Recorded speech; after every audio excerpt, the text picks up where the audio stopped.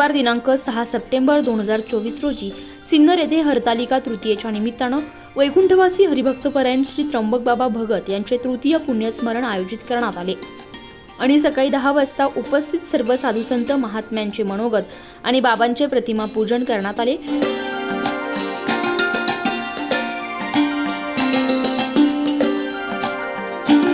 तसेच जगद्गुरु द्वाराचार्य हरिभक्तपरायण रामकृष्ण महाराज लहवीतकर यांचे सुश्राव्य प्रवचन करण्यात आले। या कार्यक्रमाप्रसंगी परमपूज्य श्री महंत स्वामी शंकरानंदजी सरस्वती महाराज आनंद आखाडा त्र्यंबकेश्वर, योगाचार्य स्वामी दत्तानंदजी सरस्वती, हरिभक्तपरायण माधवदास महाराज राठी नाशिक तपोवन, स्वामी दीनानाथजी महाराज गुरुस्थान ऋषिकेश, आचार्य महंत कालिकानंदजी महाराज सिडकोन नाशिक, परमपूज्य नारायण काका ढेकणे महाराज यांचे कृपांकित हरिभक्तपरायण श्री बाळासाहेब महाराज देशपांडे, हरिभक्तपरायण बाळासाहेब महाराज डावरे, हरिभक्तपरायण एकनाथ महाराज गोळेसर, कुंदेवाडी आदींसह संत साधू महात्मे या कार्यक्रमासाठी उपस्थित होते। तसेच सिमिंतिनीताई कोकाटे यांची कार्यक्रमासाठी उपस्थिती होती। तसेच श्री भैरवनाथ भजनी मंडळ सिन्नर, ज्येष्ठ नागरिक संघ सिन्नर, बाबांचा भक्त परिवार, समस्त सिन्नर शहर उद्योजक आणि व्यापारी तसेच गावकरी या तृतीय पुण्यस्मरण कार्यक्रमासाठी उपस्थित होते। त्यांना निश्चित स्वरूपात वाटणार गुलाबराव असे तुळशी वृंदावनावर बसलेले असायचे आणि त्या काळी विहिरीवरून पाणी ओढण्यासाठी त्या महिला जायच्या सकाळी त्यांच्या पांगण्यांच्या आवाजातून बाई कोण आहे ही बाई आमची आमच्याची आई आहे, आमच्याची मुलगी आहे, हे तुळशी वृंदावनाच्या कट्ट्यावर बसलेली असायची। त्याच रस्त्यानं महिला पाणी आणण्यासाठी तिथं गोड्या पाण्याचा जो आड होता तो विनाहात असायचा। तर पांगड्यांच्या आवाजाबरोबर ती महिला कोण आहे आणि मग तिच्या नावानं ते हात मध्ये अभिवादन करायचे। असाच कित्येक वेळा अनुभव की माहेश्वरी धर्मशाळेमध्ये जसं राणी महाराजांनी सांगितलं की महाराज शेजारच्या वृत्ती असायचे, तर आम्ही तिथं जाण्याची वेळ आणि नाही आला असं घडलं की 10 वेळा फोन यायचे, लगेच पुढे गाडी ते श्रीपत महाराज बघा शेंगा म्हणून बाजू तयार आहे, शेंगा जास्त भाजल्या गेल्या करपल्या तरी त्या सगळ्यांच्या बाजूला कधी घात नाही। इतकं बारकाईनं लक्ष यांना शेंगा आवडत नाही, शेंगा हे जेवायला आली पाहिजे। पूर्ण नुसतं पावलांच्या आवाजावरून कोण आला दन दन दन येतो म्हणजे हाच आहे, आवाजावरून माणूस बोलतो आणि प्रत्येक असे अत्यंत सौहार्द वाटत। भगवंत फार दयाळू आहे। एखादा अवयव जेव्हा तो घेत नाही तेव्हा त्याच्या काही पण दुसरे इंद्रियांमध्ये ताकद देतो आणि म्हणून अशा लोकांना प्रज्ञा चक्षु म्हटलं जातं, कारण त्यांची प्रज्ञा चक्षुच्या पलीकडे पाहू शकते।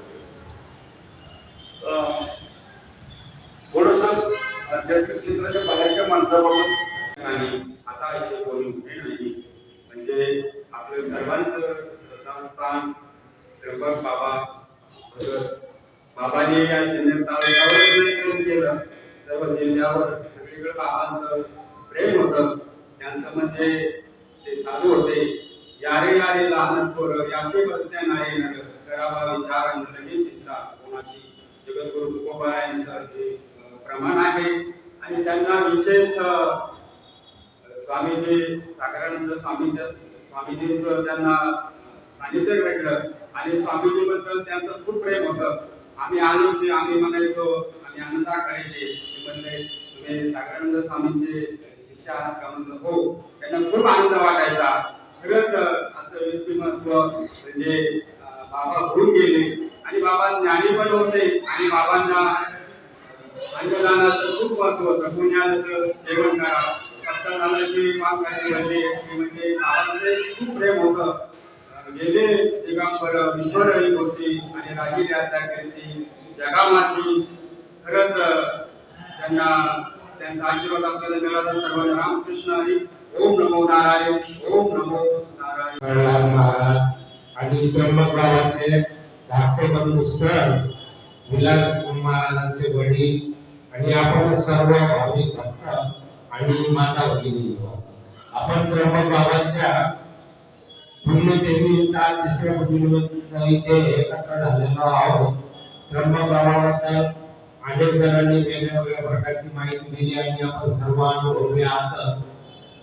त्यावर विशेष फार काही नाही बोलता, जसा की जन्म आणि मृत्यू हे संसारातील एक दोन नैसर्गिक घटना आहे की जन्म आणि मृत्यू वास्तविक दोन्ही ते काही त्याच्यामध्ये इतका अर्थ नाही आहे. जन्माला आला तर मृत्यू घेऊनच येतो, परंतु तो काही दिवस दोन दिवस या पृथ्वी तलावर राहतो, आपलं कर्म आणि कीर्ती सोडून जातो. जसं आपण मराठीमध्ये बोलतो मारावे पण कीर्ती रूपी उडावे.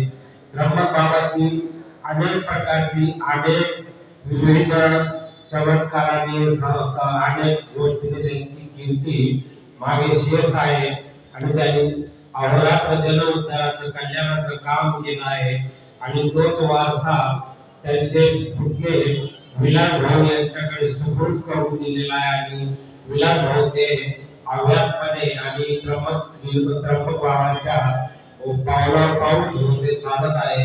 त्यांनी हा असा चालवावा, त्यांनी आपले सर्व कार्यक्रम त्यांनी व्यवस्थित चालवावे आणि ब्रह्मबाबांचं नाव आणखी ते आहे ते आपण असंच वाढवत राहावं.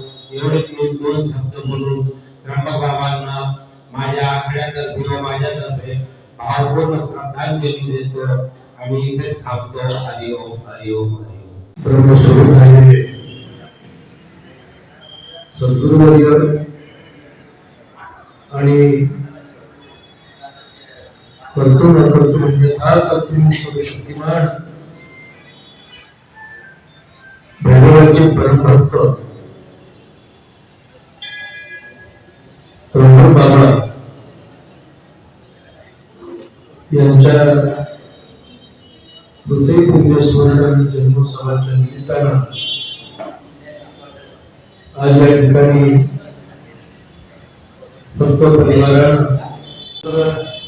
बाबांच्या प्रगट दिनाला स्मरणाला किती पाय ठेवायला चालत होतं. तर ज्याच्या गावाला गंगा त्याच्या मुलग्याला सांगा.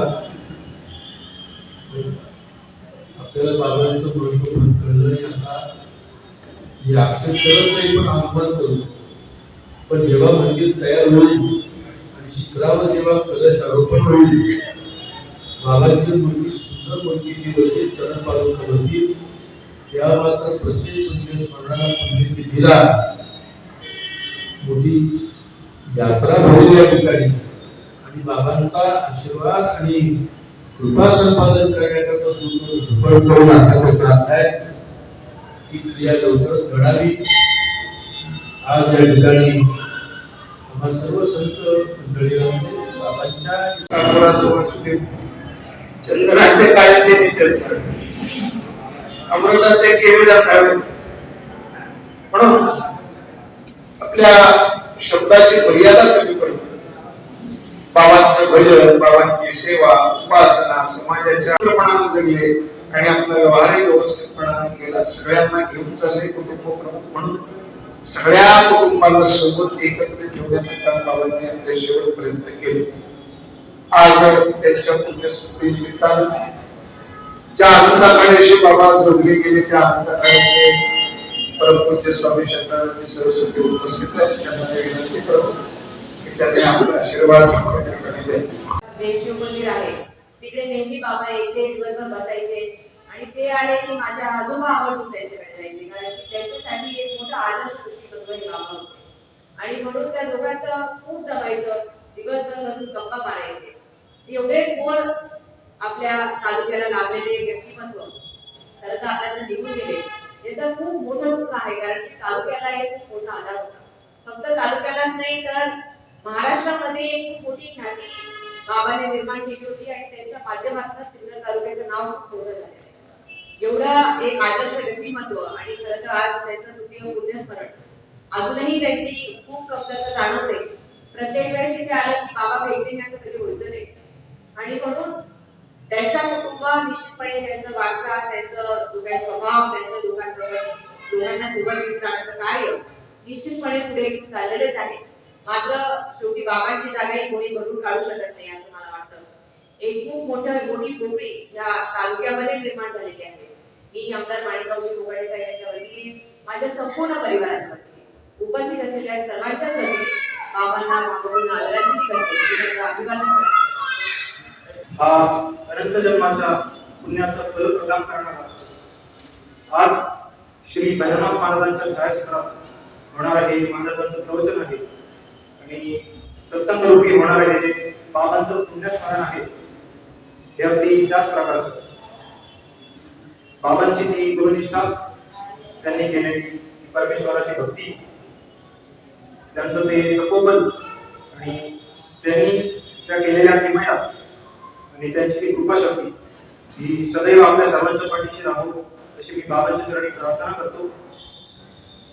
आज इथे उपस्थित सर्व संत वृंद, सर्व मान्यवर, सर्व समाज या सर्वांचे मी आमच्या भगत परिवाराच्या वतीने आभार मानतो, मनापासून आभार मानतो की तुम्ही सर्वांनी आपली अमूल्य वेळ देऊन आजच्या या पुण्यस्मरणाला उपस्थिती दिली.